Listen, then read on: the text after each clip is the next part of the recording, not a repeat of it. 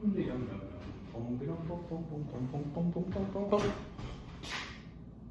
you guys get in my office?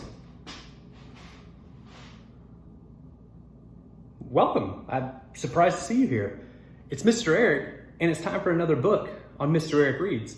Today, we're going to start a collection of books that were lent to me by Margaret and Jennifer Beckham out of Thompson. So thank you guys so much. We are going to start with Dr. Seuss's The Sleep Book. And if you're watching this before bed, I hope it puts you to sleep. In a good way though.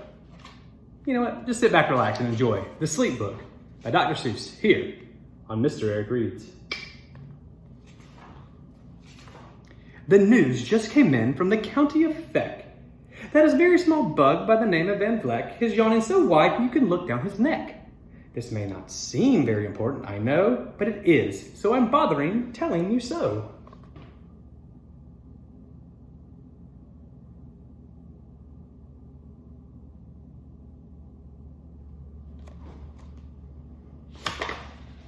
A yawn is quite catching, you see, like a cough. It takes just one yawn to start other yawns off. Now the news has come in that some friends of Van Vleck's are yawning so wide you can look down their necks.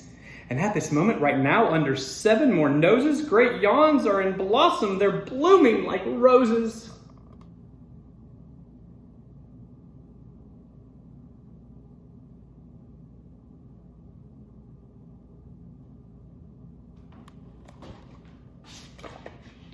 The yawn of that one little bug is still spreading. According to the latest reports, it is heading across the wide fields through the sleepy night air and across the whole country towards every which where. And the people are gradually starting to say, I feel rather drowsy. I've had quite a day.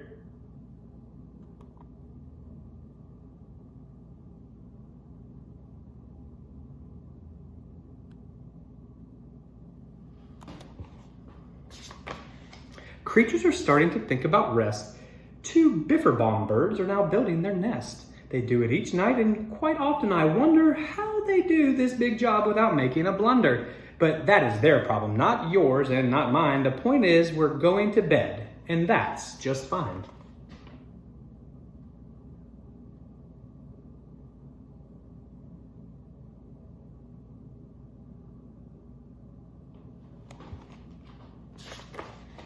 Sleep thoughts are spreading throughout the whole land. The time for night brushing of teeth is at hand. Up on Herkheimer Falls, there's a great river rushes and crashes down crags and the great gargling gushes. The Herkheimer sisters are using their brushes. Those falls are just grand for toothbrushing beneath, if you happen to be up that way with your teeth.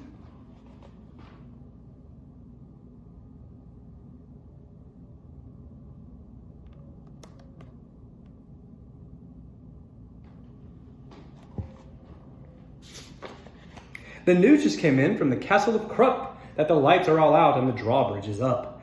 And the old drawbridge drawer just said with a yawn, my drawbridge is drawn. It's going to stay drawn till the milkman delivers the milk around dawn. I'm going to bed now, so nobody better come round with a special delivery letter.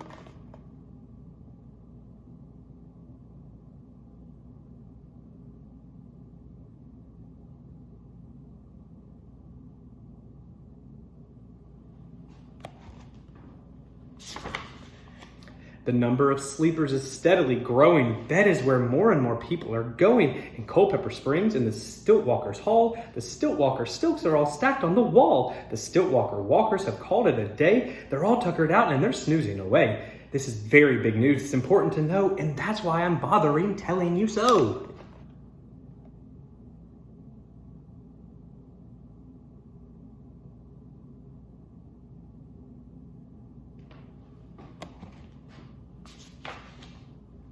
Way out in the west, in the town of Merced, the Hinklehorn Honking Club just went to bed. Every horn has been quietly hung on a hook.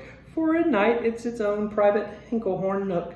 All this long, happy day, they've been honking about, and the Hinklehorn honkers have honked themselves out. But they'll wake up quite fresh in the morning, and then they'll start right in the Hinklehorn honking again.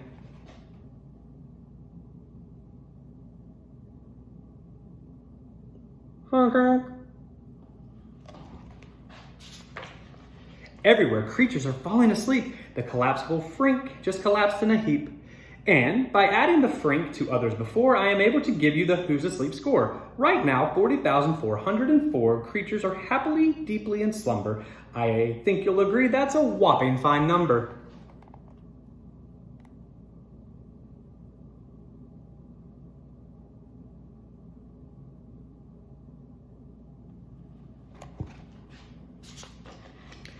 Counting up sleepers, just how do we do it? Really quite simple, there's nothing much to it. We find out how many, we learn the amount by an audio-teleo-tallyo count. On a mountain halfway between Reno and Rome, we have a machine in a plexiglass dome, which listens and looks into everyone's home, and whenever it sees a new sleeper go flop, it jiggles and lets a big old ball drop. Our chaps count these balls as they plump in the cup, and that's how we know who is down and who is up.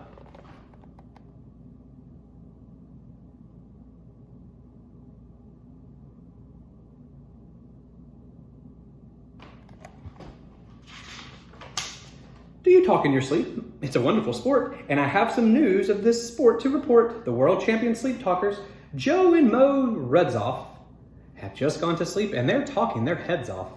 For 55 years now, their chattering brothers have babbled and gabbled all night to each other. They've talked about laws, and they've talked about gauze, and they've talked about paws, and they've talked about flaws, and they've talked quite a lot about Santa Claus. And the reason I'm telling you this is because you should take up this sport. It's just fine for the jaws.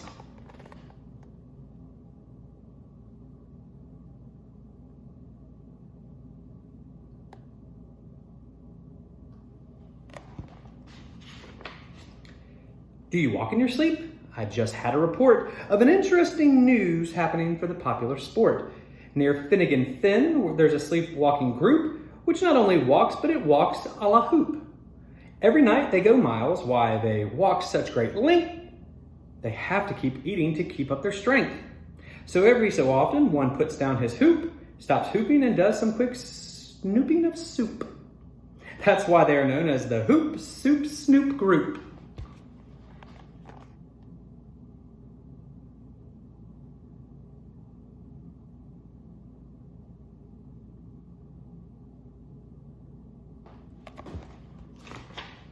Sleepwalking too are the curious crandles who sleepwalk on hills with assorted sized candles. The crandles walk nightly in a slumbering peace in spite of the slight burns from the hot dripping grease. The crandles wear candles because they walk far, and if they wake up, they want to see where they are.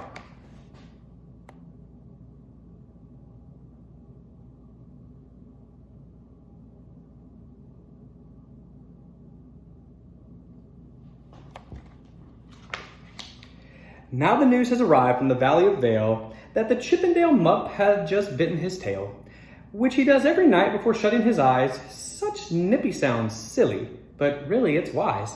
He has no alarm clock, so this is the way he makes sure that he'll wake up at the right time of day. His tail is so long he won't feel any pain till the nip makes its trip and gets up to his brain. In exactly 8 hours, the Chippendale Mupp will, at last, feel the bite and yell, "Ouch!" and wake up.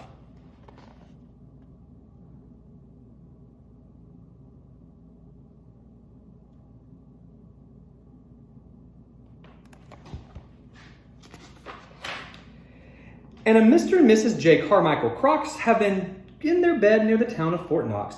And they, by the way, have the finest of clocks. I'm not at all sure that I quite understand just how the thing works with just the one extra hand, but I do know this clock does one very slick trick. It doesn't tick-tock, it goes talk-tick. And with the ticks in its talker and the talks in its ticker, it saves a lot of time and the sleepers sleep quicker.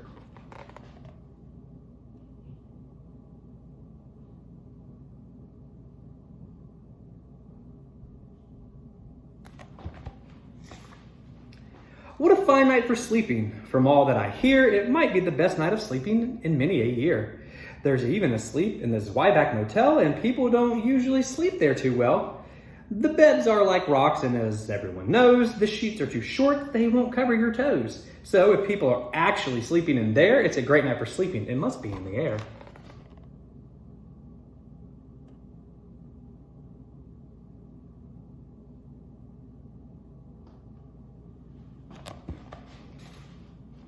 It's a great night for snorers, I just had to report, of some of the boys who are at the tops in this musical sport. The snortiest snorers in all our fair land are the Snorter McPhail and the Snore-a-Snort Band.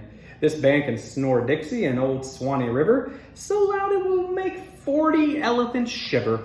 The loudest of all the boys is McPhail. He snores with his head in a 3-gallon pail, so that the snore in a cave 20 miles out of town, if they snored any closer, they'd snore the towel down.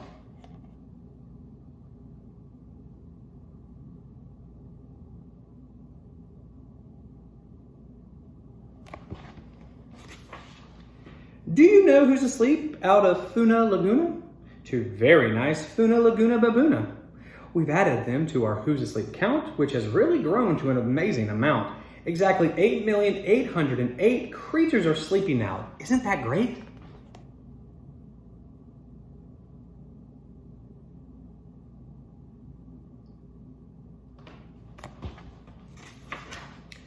A Jed is in his bed, and the bed of Jed is the softest of all the beds in the world, it is said. He makes it from pom-poms that grow on his head, and he's sleeping right now on the softest of fluff, completely exhausted from growing the stuff.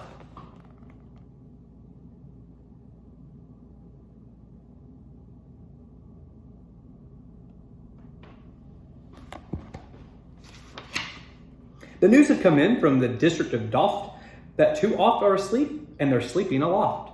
And how are they able to sleep off the ground? I'll tell you. I weighed one last week, and I found that an oft is so light that he weighs -1 pound.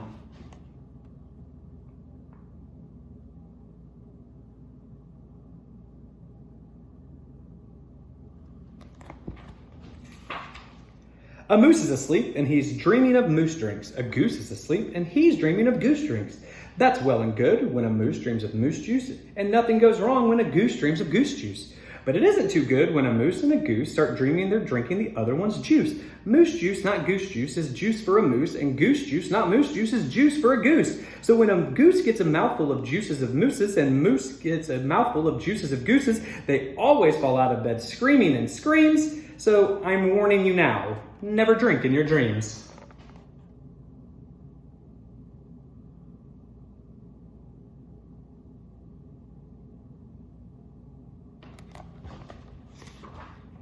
Speaking of dreaming, I think you should note that the Bumbletub Club is now dreaming afloat. Every night they go dreaming down Bumbletub Creek, except for one night every 3rd or 4th week when they stop for repairs because their Bumbletubs leak. And tonight they're floating full of dreams, full of bliss, and that's why I'm bothering to tell you all this.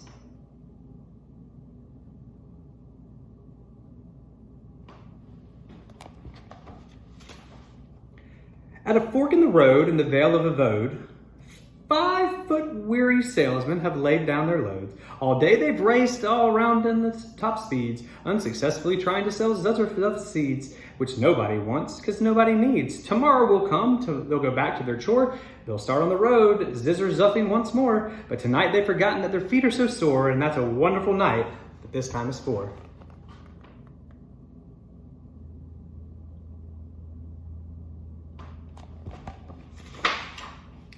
Everywhere creatures have shut off their voices, they've all gone to bed in the beds of their choices. They're sleeping in bushes, they're sleeping in crannies, some on their stomachs and some on their fannies. They're peacefully sleeping in comfortable holes, some even on soft-huddled barber poles. The number of sleepers is now past the millions. The number of sleepers is now in the billions.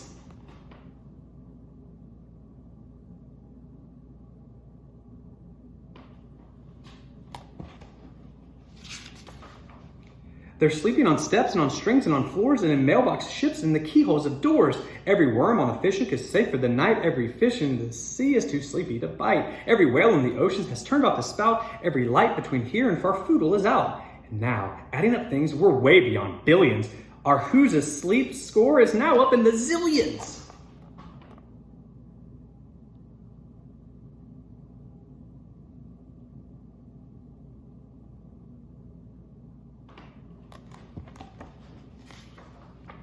$99 zillion, 9 trillion, and 2 creatures are sleeping. So how about you?